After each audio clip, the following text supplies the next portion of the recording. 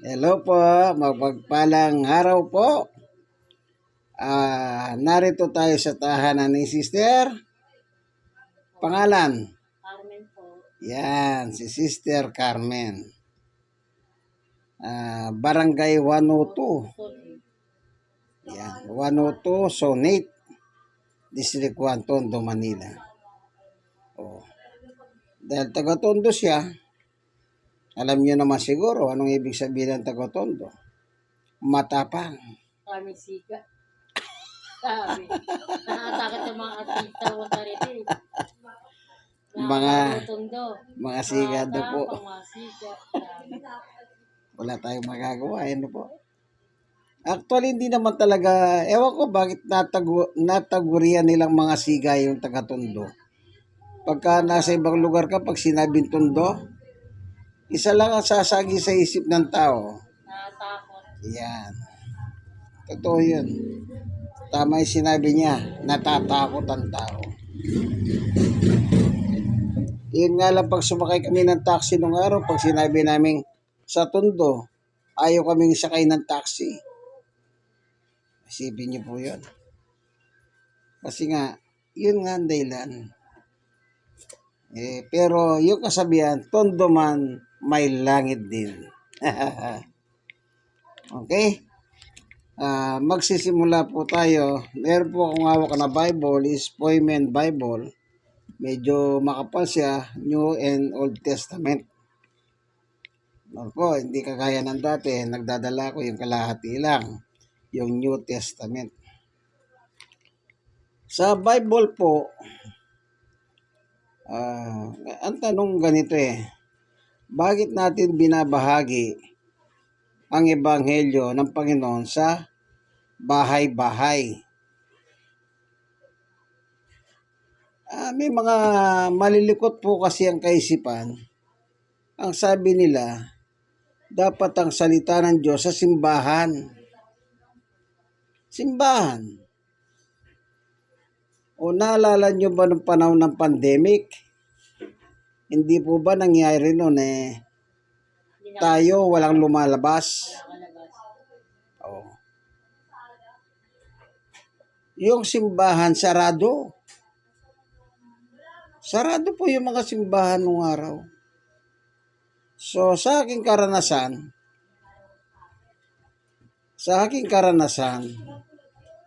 kahit po pandemic, nagsishare ako ng Word of God sa mga bahay. Siyempre, wala po simbahan, sarado Paano ngayon yung mga tao? Kaya, wag po kayong mag-alala. Hindi po bawal. Actually, ang pangangaral po sa bahay, noon pa, ginagawa na po yan. Sa panahon ng Panginoong Yesukristo. Makakala nyo, yung pagdalaw sa mga bahay, bago lang yan. Hindi ho. Dati na yan. Tingnan ninyo yung sinabi ng Panginoong Yesus.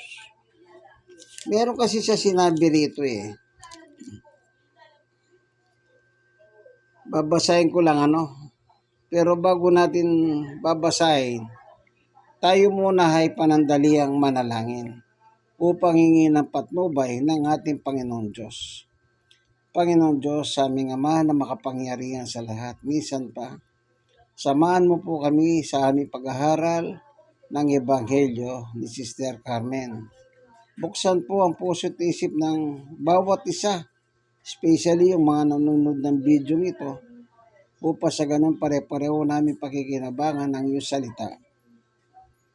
Buksan ang puso at isip kung sakali po may mga taong hindi po ayon sa iyo ang kanilang pananampalataya, baguhin mo po sila. Salamat po sa ngalan ni Jesus. Amen. Tingnan niyo po ang sinabi ni Jesus dito. Nang suguhin niya yung kanyang mga halagad, meron siyang binanggit dito. Simulan na natin sa 1. Lucas 10:1. Pagkatapos nito, pumili pa ang Panginoon ng 72. 72 Sila'y sinugo niya ng di ng dala-dalawa sa bawat bayan at puhok na pupuntahan niya. 2, sinabi niya sa kanila, napakaraming ahanin, ngunit kakaunti ang mga ani. Di dalangin ninyo sa may-hari na ang ani na magpadala siya ng mga hani. 3, umayo kayo. Ito na po. Isinusubo kayo parang mga tupa sa gitna ng mga taong gubat. 4, huwag kayong magdala ng lalagyan ng pera, balutan o sandalyas. Huwag na kayong tumigil upang bumati kanino man sa dahan. 5, pagpasok ninyo sa alinman alinmang bahay. Kita nyo? Kaya hindi po bawal sa bahay. Kaya nung pandemic po, talagang maigpit ang mga sa barangay. Kanya lang dahil lagi po nila akong nakikita sa barangay, hindi na po nila ako masyadong iniigpitan. Basta sasabihin ko, ay pupunta ako sa bahay na yan, mangangaral ako kako. Ganun po ang ginagawa ko noon. Ngayon, may alcohol naman, punas-punas ng alcohol. So, dito sa Bible pala, verse 5, pagpasok ninyo sa alinmang bahay. Kita nyo? Kaya, noong pa po palang panahon ng Panginoong Yesus, may pangangaral na po pala sa loob ng bahay. Gaya ni Sister Carmen, halimbawa sa ngayon siya po ay isang stroke. Stroke, di ba? Hindi po siya makalakad. Nasa bahay na lang siya. Nung araw po, may dinadalawa siya ng simbahan. So, nung makilala ko po siya, ginagawa ko ng regular po ang pagdalaw sa kanya upang dalan siya ng mabuting balita. Ibig nyo ba sabihin kung nandito ko, nagsishare ako ng Word of God, masama ba po yan? Hindi. Paano natin siya dadalhin sa simbahan? Halimbawa, pandemic, sarado ang simbahan, saan siya pupunta? Kaya po, yun ang karanasan ko. At biyaya ng Diyos naman, marami po akong nadadalaw ng mga pamilya, tahanan. Sa biyaya ng Diyos, wala pong namatay sa pandemic wala. Pero may mga bahay akong pinasok na mga COVID-19 patient sila. Pero hindi ko alam na COVID sila. Nang nagsigaling sila, kinuwento nila sa akin na nung pumupunta pala ako sa kanila, ay COVID-19 na sila. Pero biyaya ng Diyos, gumaling sila. Paano kung wala salita ng Diyos? Paano yung kalagayan nila? Hindi sila nagpa-hospital. Takot silang mapa-hospital Dahil i-quarantine sila, ikukulong sila. Kaya sa bahay lang sila. So, dahil may salita ng Diyos, yung salita ng Diyos, yun po ang nagpagaling sa kanila. Kaya hindi po masama kung dadalaw tayo sa bahay. Baka sabihin, hindi na pandemic. Ano ngayon hindi na pandemic? Ano ba problema? Di po ba? Walang problema. Nasa tao lang po yan. So, maliwanag po yung mga alagad ni Jesus. Ang sabi niya, ito ulitin natin. Pagpasok ninyo sa alinmang bahay. Papasok pala sila sa bahay. So, hindi po masama.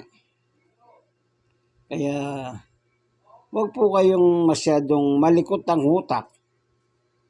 Anong sabi ni Jesus? Pagpasok ninyo sa alinman bahay, sabihin muna ninyo, maghari nawa ang kapayapaan sa bahay nito. 6, kung maibigin sa kapayapaan ang nakatira doon, tatanggapin nila ang kapayapaan ninyo. Ngunit kung hindi, babalik sa inyo ang inyong basbas. 7, makituloy kayo sa bahay na yaon. Makituloy daw po. at huwag kayong magpalipat-lipat na tinutuluyan. Kainin ninyo anumang iain.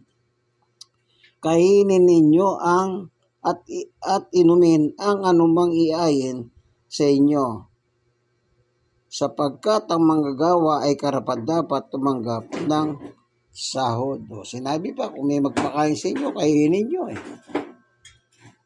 So, ito po yung kagandahan na pumupunta sa bahay, na ngayon yung may mga tao sa bahay, maibigin sa Diyos.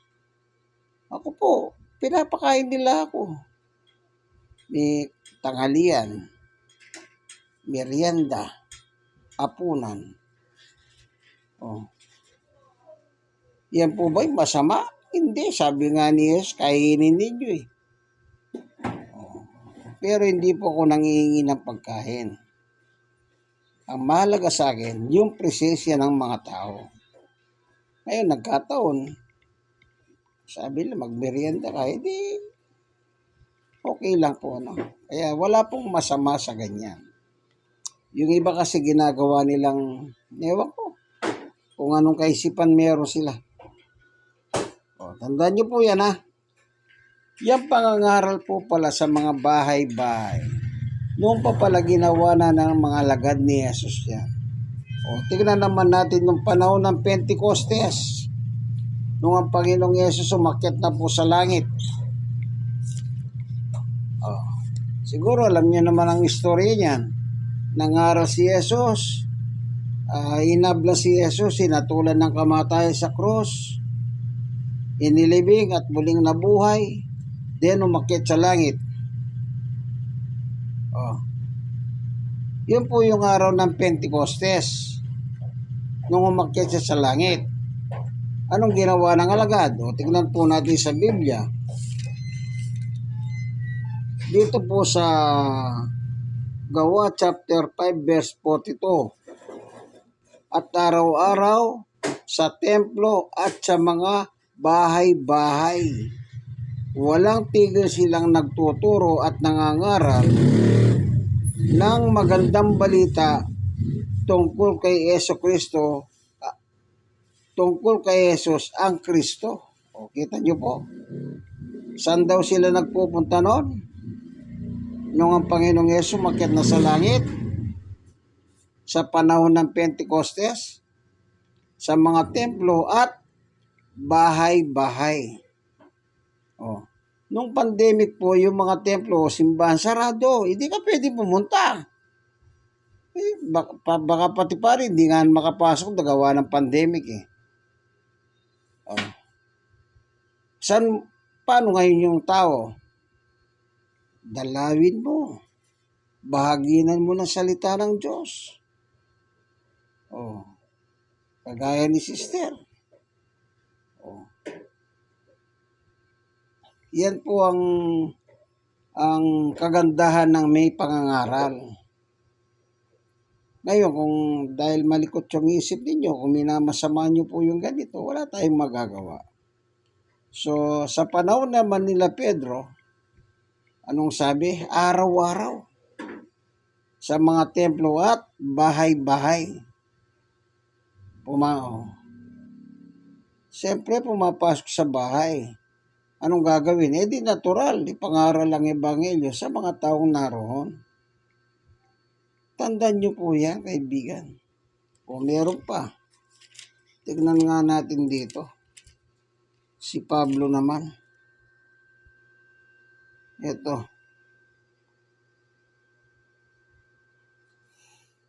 Sa 16:31. Ito yung panahon na nakalabas sa bilangguan si Pablo. Kasi nga nakakulong po sila, biglang lumindol at sila'y nakalabas. At yung gwardya, pasinin po ninyo dito, babasahin ko lang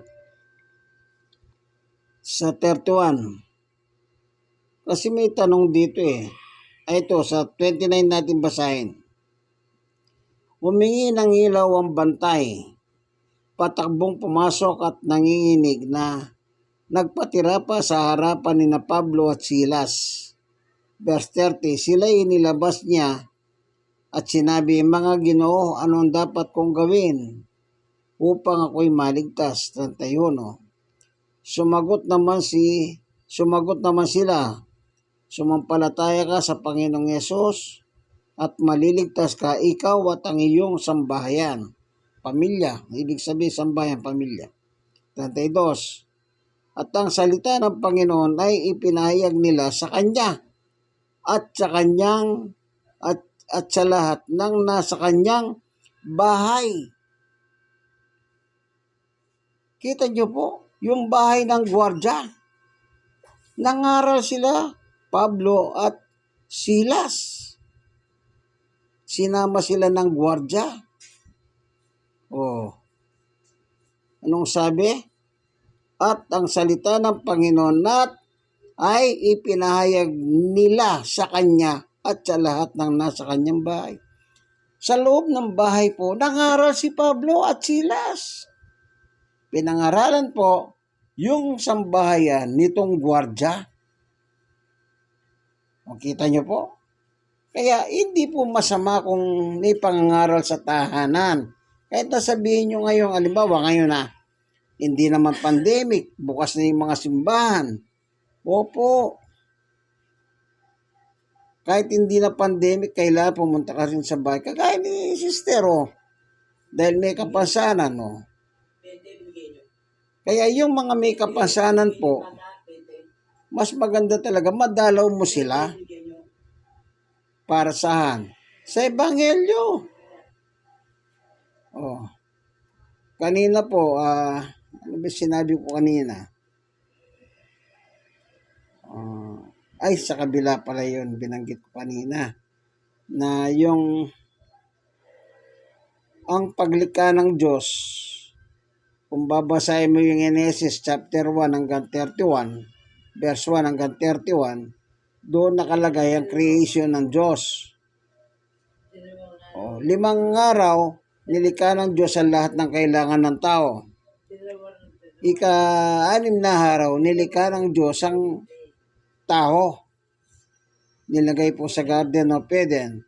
Pagdating ng 7 araw, nagpahinga po ang Panginoon Diyos. Binasbasan yung araw ng 7.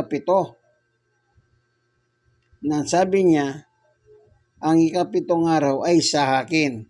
Kagaya ngayon araw ng Panginoon, Happy Lord's Day ngayon. Anong pinag-uusapan dito? Patungkol sa salita ng Diyos. Dahil may kapasaran si Sister. Di po ba? Sabi ko nga po sa inyo, okay, bukas ang simbahan, pumunta ka doon. Anong maririnig mo sa simbahan? Salita ng Diyos. Pag nandito ka sa ganitong gawain, anong mapapakinggan mo? Salita ng Diyos. Bahay ito, simbahan yon. Magkaiba, di ba? Pero kung sa kalagayan ni Sister ngayon, sa Diyos, okay po ito. Walang problema. Naibabahagi po ang Ebanghelyo ng Diyos. Tingnan natin si San Pedro. Ganito po ang kanyang ilustrasyon. Sa unang Pedro, chapter 1, verse 24. Ayon sa kasulatan, ang lahat ng tao ay tulad ng damo. Gaya ng bulaklak nito ang lahat niyang kariktan. Ang damo ay nalalanta at ang bulaklak ay kumukupas. Verse 25. Ngunit ang salita ng Panginoon ay nananatili magpakailanman. At ang salitang ito ay ang magandang balitang ipinangangaral sa inyo.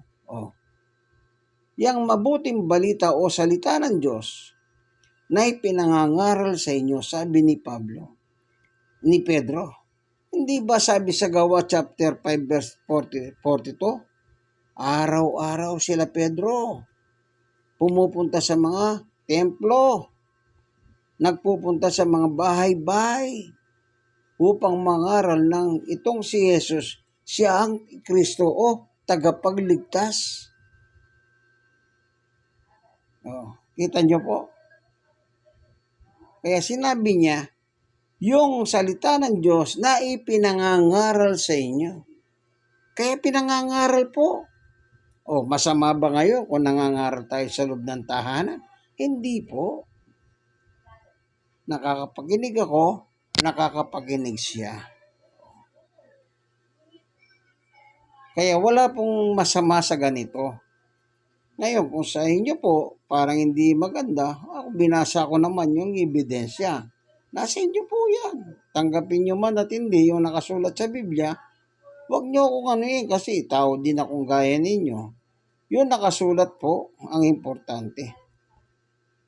Na mismong Panginoong Yesus, alinmang bahay ang inyong pasukin. Mismong Panginoong Yesus po. Kaya naman sila Pedro, nangaral kahit sa loob ng tahanan. Amen? Amen. Siyempre po, alam nyo. At kapag nakikinig ka ng salita ng Diyos, panguli, dito po sa 1 chapter 15, meron po nakasulat dito. Ang sabi ng Panginoong Yesus, ito po. Chapter 5 verse 3. Nalinis na kayo sa pamamagitang salitang sinabi ko sa inyo. Anong sabi ni Lord Jesus? Nalinis na kayo. Kapag pala nakikinig ka ng salita ng Diyos, kagaya nito. Sino po bang hindi nagkakamali sa ating mga tao? Sino bang hindi nagkakasala sa ating mga tao? Halos araw-araw, minuto nagkakamali po tayo. Kaya nga sabi ng Diyos, gawin yung lahat ang inyong ginagawa sa loob ng 6 na araw. Pagdating ng ikapito, akin araw yan. Ilaan ninyo sa akin ang inyong buhay sa ikapitong araw. Sapagkat ang ikapitong araw, ang sabi ng Diyos, yan ay banal. Oh, yun po yung maglilinis sa atin. Yung salita ng Diyos, yun ay banal. Oh. 1:17. Linisin mo sila sa iyong salita. Ang iyong salita, ang iyong salita ang katotohanan, at ang iyong salita ang siyang naglilinis. Kaya kaming dalawa ni sister, malinis kami. Dahil merong salita ng Diyos. Amen? Yan, tandaan niyo po yan. Lahat yan nakabiblia po. Wala pong hocus-picus dyan. Po, sige, hanggang dito na lamang po ang ating mga biblical evidence tungkol sa pangangaral sa loob ng tahanan. Ano po? Sana po kayong mga nakikinig ng video ito, i-like and share nyo po at i-share nyo po sa iba kayong mga nasiyaran.